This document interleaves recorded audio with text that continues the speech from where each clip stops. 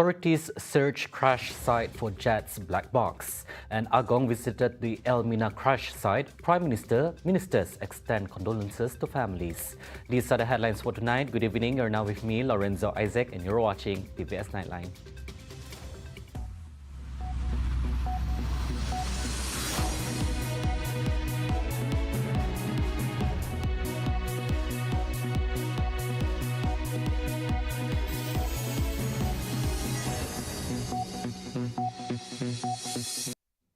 The Air Accident Investigation Bureau, AAIB, under the Federal Ministry of Transport, is actively engaged in the search for the black box of the Beechcraft Model 390 aircraft that crashed near Bandar ELMINA, Shah Alam, Selangor earlier this evening.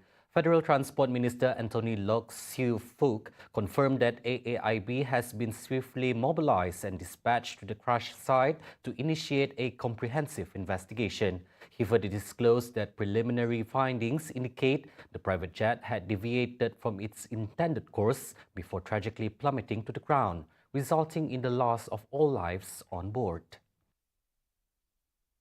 The names of the flight crew as disclosed during the press conference by Loke are pilots Shahrul Kamal Roslan and Haikal Aras Abdulazim, while the other 5 passengers, Karil Azwan Jamaluddin, Shahrul Ami Omar, Muhammad Naim Fazwas Muhammad Muaidi, Muhammad Taufik Muhammad Zaki, and Idris Abdul Talib, also lost their lives. Anthony further added that the identities of the 2 additional civilians involved in the tragedy will be confirmed through police investigation. The recent ill-fated tragedy mirrors the tragic 1977 incident, becoming the second air disaster in ELMINA Township, Shah Alam. On September 27, 1977, at the same spot, then called ELMINA Estate, a Japan Airlines Flight 715's McDonnell Douglas plane crashed 6 kilometers from Subang's Sultan Abdul Aziz Airport. The JAL flight saw 34 lives lost out of 79, with 43 survivors as the aircraft hit a 91-meter hill during a storm. The pilot's choice to change route due to severe weather led to contact lost. Soon, a huge fireball was sighted north of the airport, compelling nearby planes to search for the JAL jet. All passengers and crew identities aboard the ill-fated aircraft that crashed on the Gatri Highway near Bandar ELMINA, Sungai Buloh, Selangor have been confirmed. Selangor's Police Chief, Dato' Hussein Omar Khan, revealed that the victims included 2 pilots and 6 passengers, alongside 2 civilians, a motorcyclist and a car driver who happened to be present at the scene. At the same time, the Member of Parliament for Bentong, Yang Shefura Othman, confirmed through a Twitter post that one of the fatalities was a member of the Pahang State ESCO and Pelangai Assemblyman Datuk Seri Johari Harun. She also extended her heartfelt condolences upon learning of his unfortunate demise. Meanwhile, Pahang Speaker Datuk Seri Muhammad Shakar Samsudin also expressed his condolences over the Pahang State Executive Council members' death on his Instagram account. Previously, Malaysia's Civil Aviation Authority, CAAM, in a statement issued earlier, revealed that the plane crash near Shah Alam, Selangor, had a total of 8 people on board, 6 passengers and 2 flight crew members. The plane, identified as a Beechcraft Model 390 Premier 1 with registration number N28JV, was operated by Jet Valet Sdn Bhd. The flight took off from Langkawi International Airport at 2:08 p.m. and was headed to Sultan Abdul Aziz Shah Airport. The aircraft's first communication with the Subang Air Traffic Control Tower occurred at 2:47 p.m., with landing clearance granted at 2:48 p.m. At 2:51 p.m., smoke was seen coming from the crash site by the Subang Air Traffic Control Tower, but there was no distress call from the plane. The Kuala Lumpur Aeronautical Rescue Coordination Center, KLARC, has been activated to lead the search and rescue efforts. The investigation into the crash cause will be conducted by the Air Accident Investigation Bureau under the Malaysia's Ministry of Transport, following the regulations outlined in Part 26 of the Civil Aviation Regulations 2016.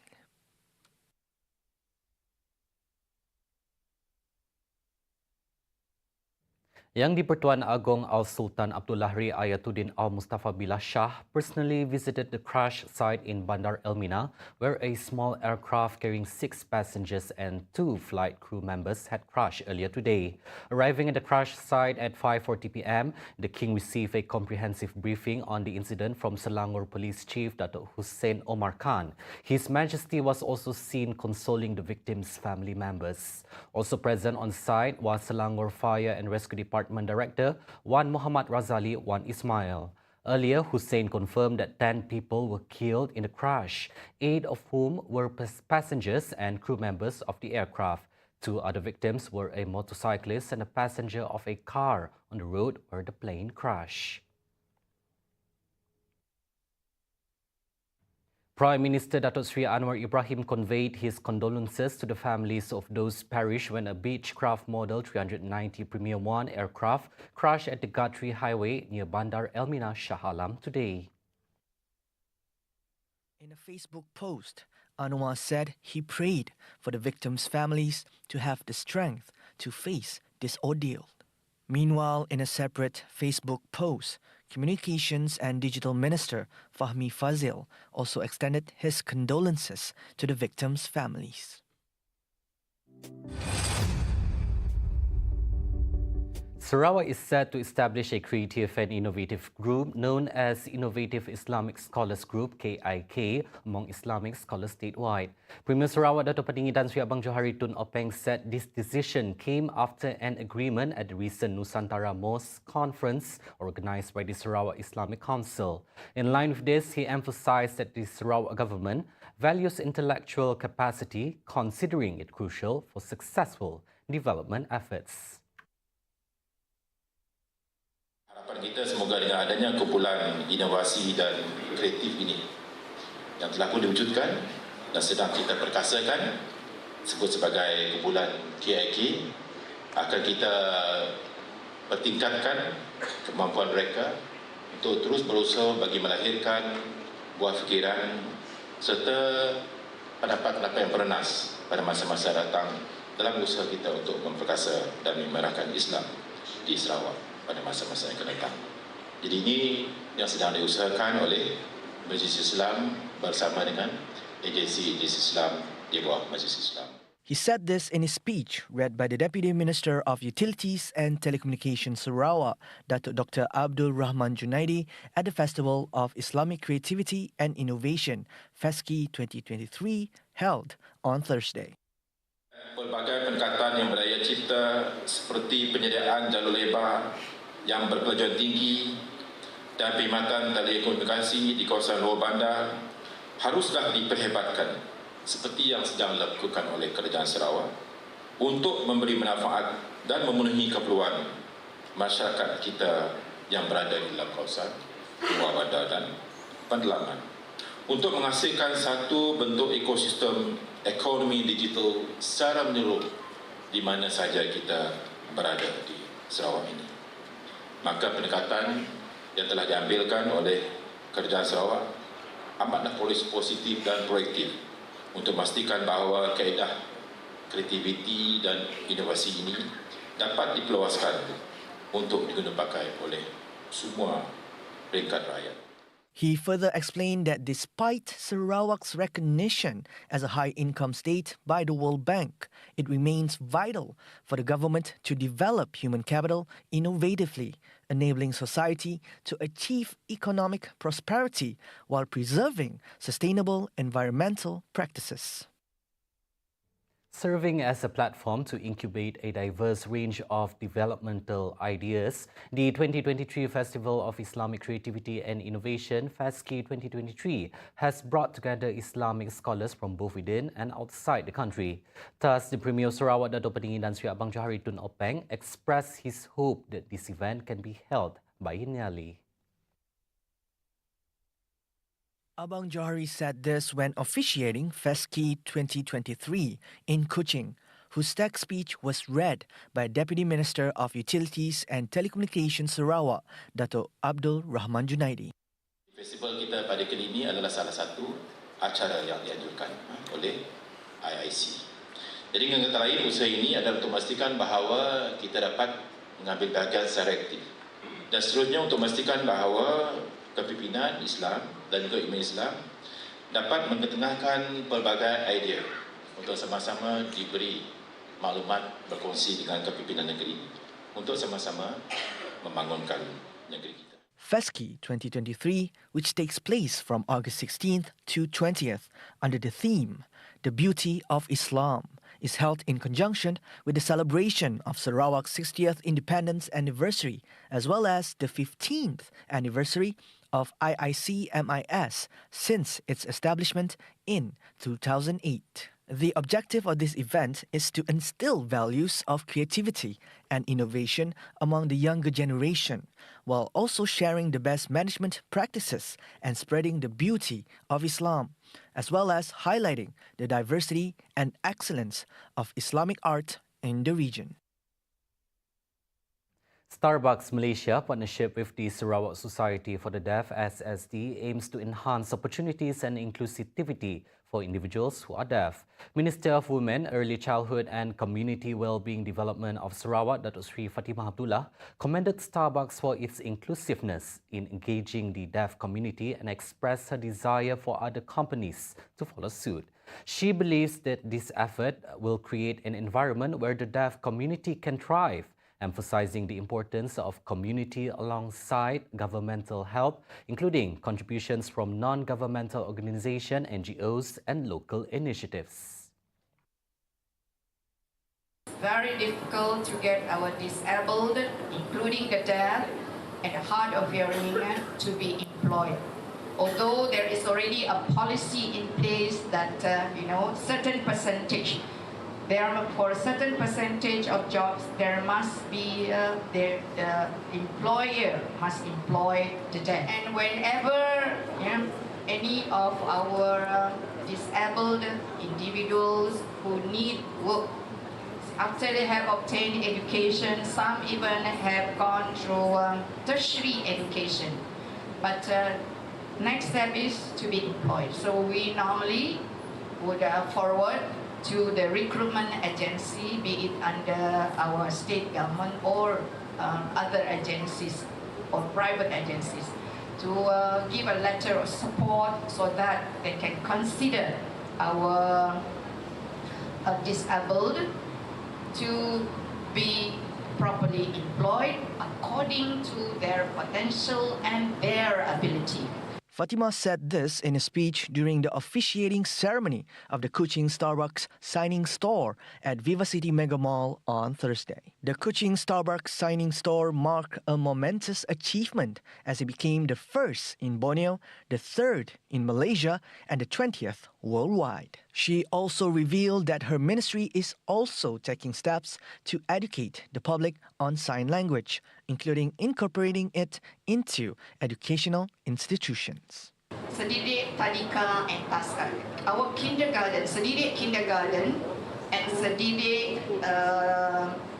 nursery. We have this year introduced a sign language. Small kids in nursery, 4 years old, and then kindergarten, 5 and 6 years old. So we engage with the Deaf Society for the Deaf to teach our teachers and to teach our children there sign language. Basic one, beginning with singing Negaraku and Ibu Pertiwiku in sign language.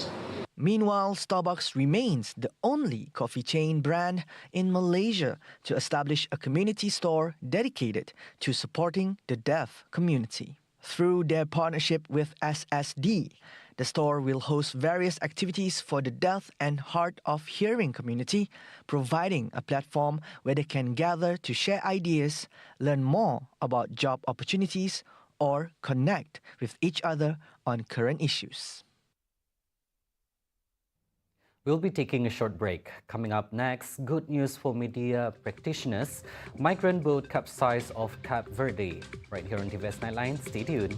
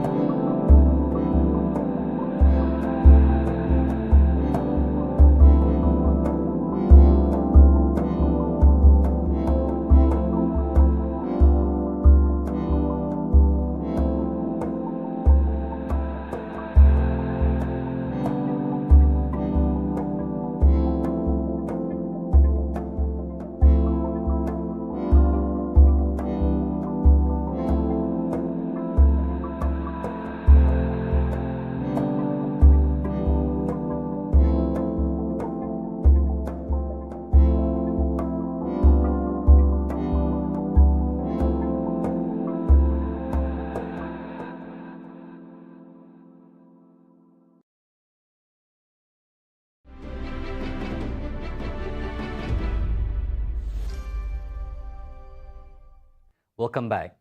Malaysians should show a wholehearted support for local products by buying and using goods which carries the Made in Malaysia logo. Deputy Minister of Domestic Trade and Cost of Living, Fuzia Saleh, stated that the Buy Malaysian Goods campaign, KBBM, was launched for that very reason for homegrown products.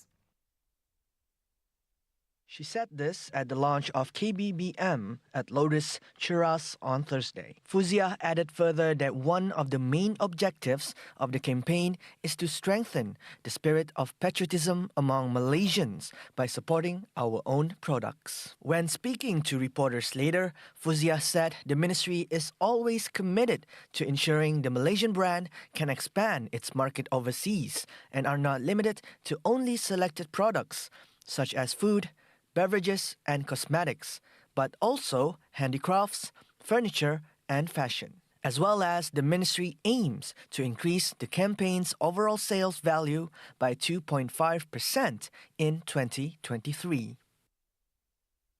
The Communications and Digital Ministry, KKD, will soon announce good news for media practitioners registered with the Department of Information. Its Minister Fahmi Fadzil said previously the Rahmah Postpaid Incentive, which provides a 10 ringgit rebate, was initially only offered to civil servants, and now the ministry is working on extending the initiative to media practitioners. Fahmi said this in his speech when launching the Semarak Gemilang Malaysia Madani or Maidan Meriah Bersama program in conjunction with the National MAN and Maidan 66th anniversary celebration on Thursday. Earlier at the event, Maidan Muhammad Holdings Berhad Maidan Managing Director, Datuk Dr. Amir Ali Maidan, announced a special discount to about 12,000 media practitioners with a media certification card in recognition of their significant contribution to the country.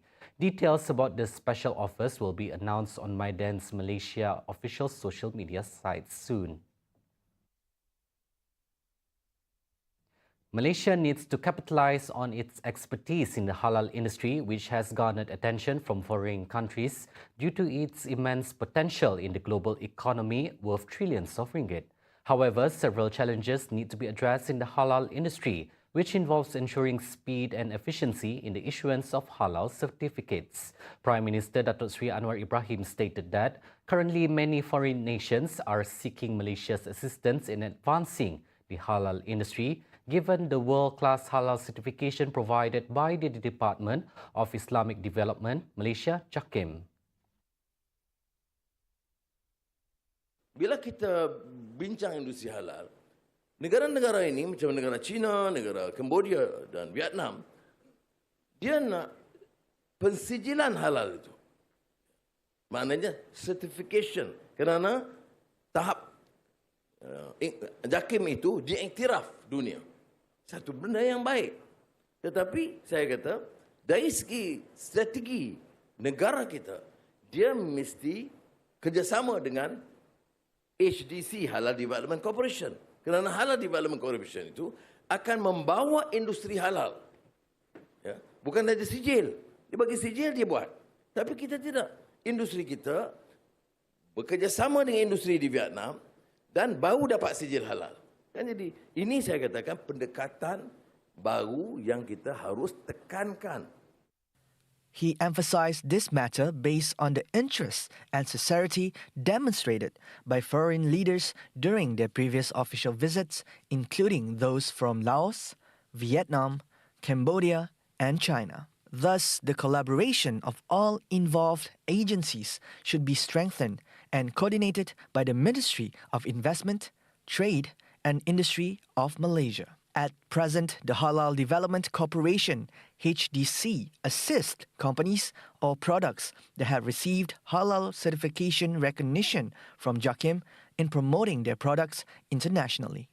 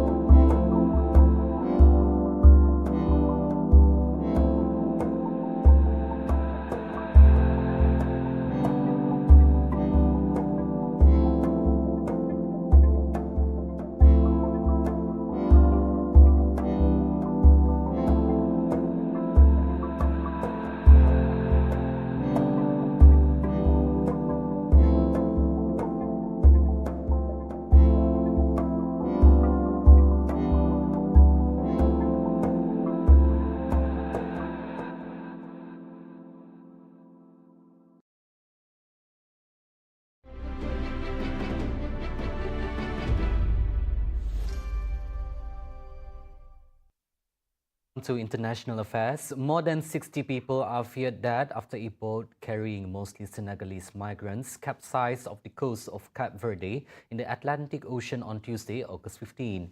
The boat left Senegal on July 10 with 101 passengers on board and 38 people were rescued, Senegal's foreign ministry said in a statement late on Tuesday. Esperam cuidado, já foram enviados para o hospital e os restantes estão melhores, estão a ser hidratados, estão a ser atendidos aqui na tenda, aqui no Porto. De qualquer forma, em termos de testagem, estamos a fazer testagens para paludismo e para Covid, portanto, até agora não temos nenhum positivo.